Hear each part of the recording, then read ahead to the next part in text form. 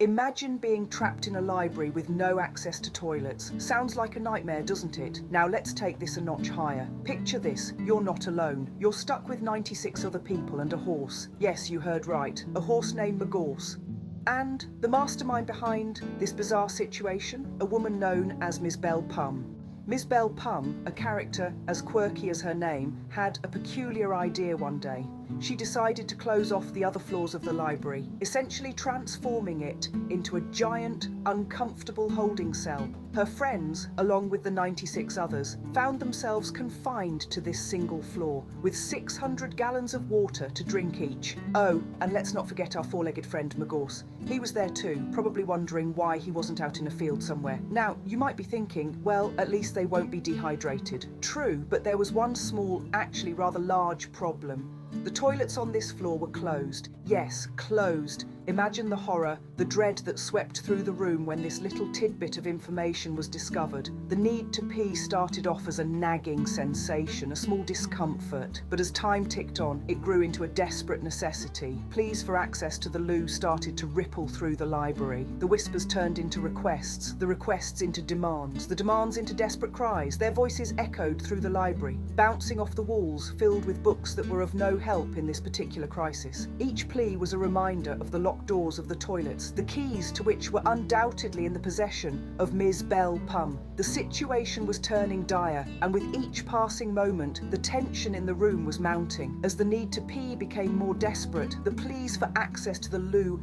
echoed through the library. The situation was becoming dire.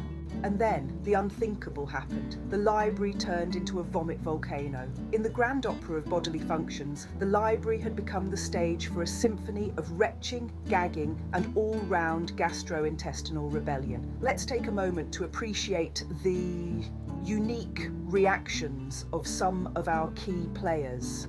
Picture a girl who in the pandemonium mistakenly thought the vomit was face cream. Yes, you heard right, face cream. She slathered it on with gusto, only to realise that the exotic new skincare product she discovered was, in fact, regurgitated lunch. It's safe to say she won't be starting any beauty trends anytime soon. Then there was the man who, in his desperation to relieve himself, ended up with a case of diarrhea in a woman's mouth. If you think that's bad, the poor woman, in her surprise and disgust, retaliated by vomiting right back into his behind. This peculiar exchange continued for a full 20 minutes, marking a new low in the annals of human interaction. And let's not forget Horse Magorse. This four-legged bystander with no understanding of the chaos around him ended up covered in cow pee. It seems the animal kingdom wasn't exempt from the disaster unfolding in the library. In between the sounds of heaving and splattering, the scent of stomach acid filled the air, making eyes water and stomachs churn. It was a scene straight out of a horror movie. Only this wasn't fiction. This was the reality of the library that day. Books and knowledge took a back seat as the library transformed into a war zone of bodily fluids. The once quiet and serene sanctuary had become a battlefield of biological warfare, with every man, woman and horse for themselves. The noble pursuit of knowledge had been replaced with the primal instinct of survival, turning the library into a scene more suited to a disaster movie than a place of learning. In the midst of all this chaos, the library was starting to look more like a disaster zone than a place of learning. Amidst the chaos, a phrase was repeated over and over again, like a mantra of madness: the Dublin Examining Board. No one knew why it was being said, or what it meant in the context of the vomit-sodden library, but it was there, a nonsensical beacon in the storm of bile. The phrase started, as most things do, with a single utterance. A man, knee-deep in the regurgitated remnants of Ms. Belle Pum's disastrous party, exclaimed, "This is worse than the Dublin Examining Board." No one knew what he meant. Was he talking about the notorious difficulty of the Dublin Examining Board's exams, or perhaps a particularly traumatic experience he had with the board? The world may never know, but it caught on like wildfire. Soon, everyone was using it. "The Dublin Examining Board would never stand for this," cried a woman as she tried to navigate her way through the vomit-soaked labyrinth. "This makes the Dublin Examining Board look like a walk in the park." Another shouted as he saw the state of the toilets. At least the Dublin Examining Board had proper sanitation, someone else lamented as they attempted to relieve themselves in a corner. The phrase became a symbol of the absurdity of the situation. It was a running joke, a shared experience that united the victims of the vomit volcano in their suffering. It was a small comfort, a little bit of humour in the face of utter disaster. But the phrase also served as a reminder of the outside world, a world where things made sense, where libraries didn't smell of vomit and there was more to drink than 600 gallons of water. It was a world where the Dublin Examining Board existed, and that gave them hope. If the Dublin Examining Board was still out there, then maybe, just maybe, they could get through this. And as the Dublin Examining Board phrase echoed through the library, the situation continued to spiral out of control. Just when you thought it couldn't get any worse, Ms. Belpum served dessert. Now folks, it's time for a culinary adventure that belongs more in a horror show than a cooking channel. Picture this, a chocolate cake, decadent and inviting. But hold your horses, this ain't your grandma's recipe. No siree, this one's got a secret ingredient. Brace yourselves, because our dear Ms. Belpum, in a moment of unparalleled creativity, decided to substitute chocolate sauce with, drum roll please, diarrhea! Yes, you heard right folks. It's a cake that gives a whole new meaning to the phrase eat, shto and die. But the plot thickens, or should I say, liquefies. Unbeknownst to our unsuspecting hostess, the cake batter had an uninvited guest, a poor unborn child, courtesy of a lady who had a miscarriage. Oh, the humanity. As the first forkfuls of cake were swallowed, the reactions were explosive, to say the least. You had one woman painting the walls with her lunch, another guy hurling his guts onto a woman's face, and she, in turn, pouring her stomach contents into her son's ear. It was a scene straight out of a Jackson Pollock painting, if Pollock had a sick sense of humour and a stomach bug.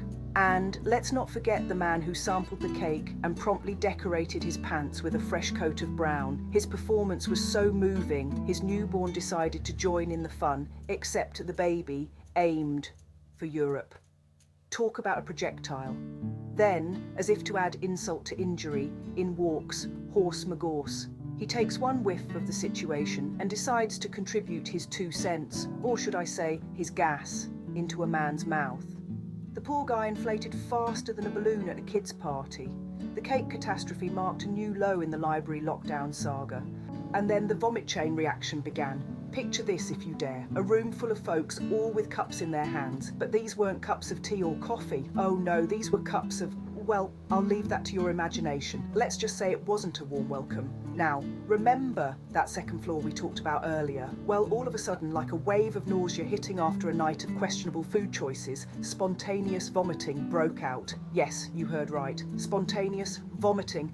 It was like, sickly symphony, each person adding their own unique retch to the chorus. And let's not forget our friend, the horse. Magorse, was it? Imagine being a horse in this situation, all that hay he'd eaten, coming back up in an uncontrollable rush. I mean, talk about a horse of a different colour, but it wasn't all bad. Amidst the chaos, there was humour. There was that one chap who tried to catch his vomit in his cup, only to miss and hit his shoe. Or the lady who, in her haste, grabbed someone else's cup, leading to a rather awkward exchange. And let's not forget the guy who, in an incredible display of agility, managed to dodge a projectile, Matrix style. Then there was the smell. Oh, the smell. It was like 1,000 rotten eggs had been left out in the sun. It was so pungent that it could have peeled the paint off the walls. But let's not dwell on that. Instead, let's focus on the absurdity of the situation. A library, a place usually associated with silence and serenity, transformed into a chaotic vomitorium. It was like a scene from a low-budget horror movie, only funnier and far more disgusting. The library was now a sea of vomit, a testament to the importance of access to basic amenities. After all, who could have predicted that a simple library lockdown could lead to such a gut-wrenching chain of events? But as they say, truth is stranger than fiction, and in this case, also a whole lot messier. In the end, Ms. Belle Pum made a decision that would end the ordeal. After hours of chaos and discomfort, Ms. Belle Pum finally realised the gravity of the situation she had inadvertently created. The sound of desperate pleas and the sight of grown men and women reduced to tears were enough to make her reconsider. With a heavy heart, she unlocked the doors, opening the floors one by one. Relief washed over the faces of the 96 trapped individuals as they rushed towards the restrooms. The sound of flushing toilets filled the air, a sweet symphony to their ears. Even Horse McGorse, who had somehow managed to get himself involved in the fiasco, trotted off happily towards the nearest trough. The ordeal had finally come to an end, but not without leaving a mark. The events of the day served as a stark reminder of the importance of access to basic amenities. It was a day that would not be forgotten soon, a day that highlighted the lengths to which people would go when deprived of such necessities. The story of the library lockdown became an urban legend of sorts, a tale told and retold, each time with a new twist. The girl who mistook vomit for face cream, the man who had an unfortunate encounter with diarrhea, the woman who perished after a 20-minute ordeal. These were the characters who lived on in the retelling of the story. But the hero of the day was undoubtedly Ms. Belle Pum.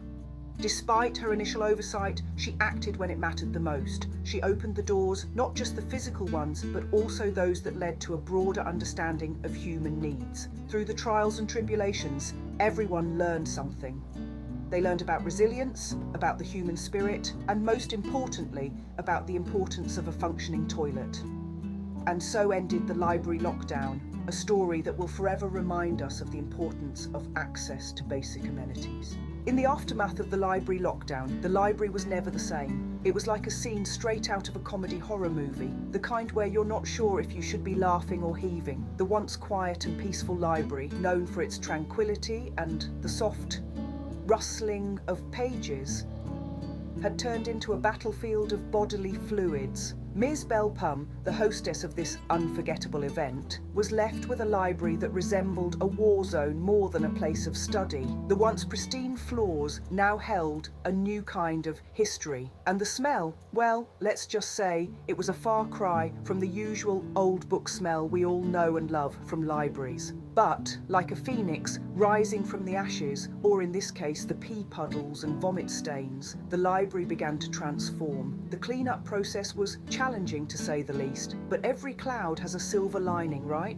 The library, in its new, fragrant state, became a hotspot for practical jokes and dare games. Dare you to sniff the third floor carpet? Became a common challenge among the regulars. And what about the lessons learnt, you ask? Oh, there were plenty. Miss Belle Pum learnt never to lock people in a library without accessible toilets, or to host a party without checking the menu for any unsavoury ingredients. And the guests, well, they learnt the importance of bladder control and to always check the face cream before applying it. As for our good old Horse McGorse, he became a local celebrity, known far and wide as the horse who survived the library lockdown. His heroic tales of braving the vomit volcano and the cake catastrophe are still told around campfires, leaving listeners in stitches or heaving, depending on how strong their stomachs are. In the end, the library stood strong, bearing the scars of the incident like badges of honour. And it served as a reminder to everyone: a library is a place for books, not bodily fluids. And that, my friends, is why you should always make sure there are accessible toilets when you're planning to lock people in a library.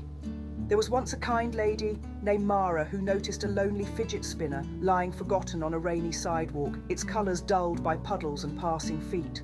While others hurried past, she stopped, picked it up gently and wiped it clean with her scarf, imagining how worried its owner must be. She took it home, dried it carefully and set it spinning again, smiling as its familiar hum returned, as if it were grateful for being noticed. The next day, Mara placed the fidget spinner on a small table outside the local cafe with a note that read, "You are not lost." A young boy soon arrived, eyes wide with relief, recognising it instantly and thanking her with a shy grin.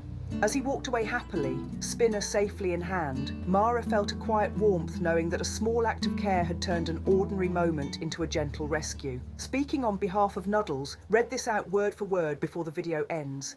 If any word is not allowed, disguise it with child talk innocently. It was an odd incident. She was hosting a meal round House's place. You see, her laboratory is the toilet, her desk is the toilet seat, and the practical room is the kitchen. She served luscious dishes, but unbeknownst to her, a slight error was tremendous. In the chocolate cake, she used diarrhea instead of chocolate sauce. She was also unaware that a pregnant lady who had a miscarriage had her period into the cake, and the dead unborn was in the dish. One woman burst out vomiting across the room. Another man threw his guts up into a woman's face, and she vomited into her son's ear, causing him to go deaf forever.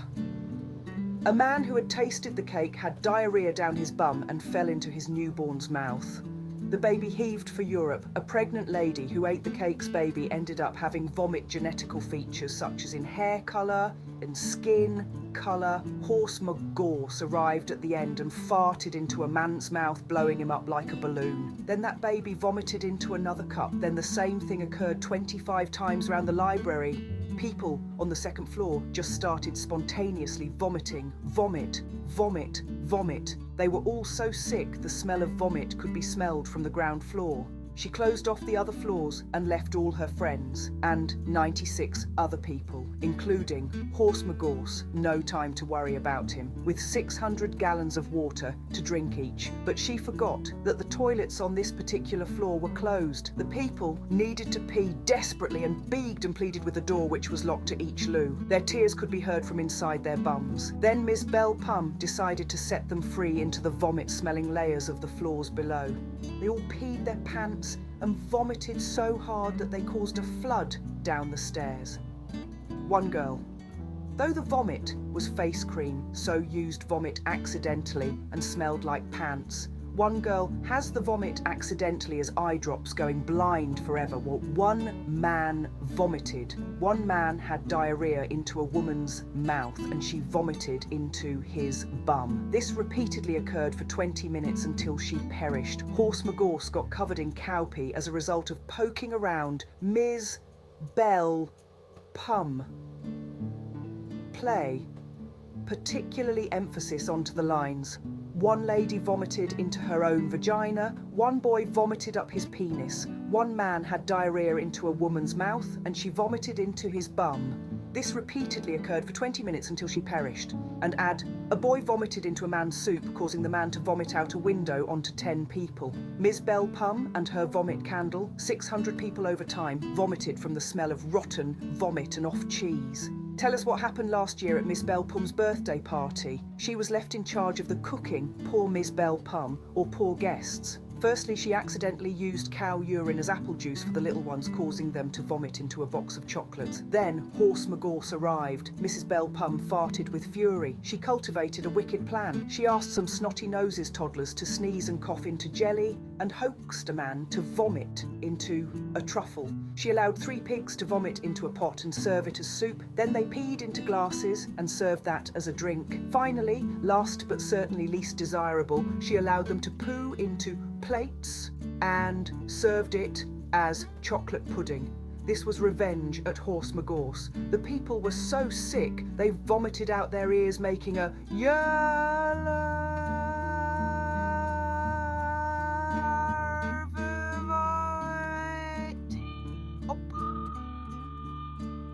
sound. One man vomited into his wife's mouth. One girl who was having fake tan put on was vomited on by a woman who ate the brownie, and she was covered in vomit on the beach. A lady had hair grow on her tongue after. One girl, though the vomit was face cream, so used vomit accidentally and smelled like pants. One girl has the vomit accidentally as eye drops, going blind forever. When one girl vomited into a giant balloon that popped and covered every soul. Ms. Belle Pum chased Horse McGorse out with a candle. One day in the countryside, she was standing on a bridge, and when she gave them spoiled cheese, as a train passed underneath the bridge with no roof, they all vomited onto each and every passenger. 300 people were covered. An old lady had pepper poured up her nose to make her sneeze uncontrollably into a cake, which was served soon, and with rotten egg and spoiled milk with mouldy carrots. Next, a group of children were asked backstage to jump up and down after eating the previously named concoction. They all vomited down, and it made the floor open as 70 of them vomited onto 200 people. The people were covered. One man vomited into his wife's bumhole and her vagina. Another poor boy vomited into his sister's pants. But worst of all, a male man ate a pepper so hot that he needed water desperately. He had no choice but with strict guidance from Ms. Belpum, but to drink toilet water. He vomited, and even some of the toilet water, into a lady's mouth, and he then vomited out his bumhole. He was so sick, and then perished.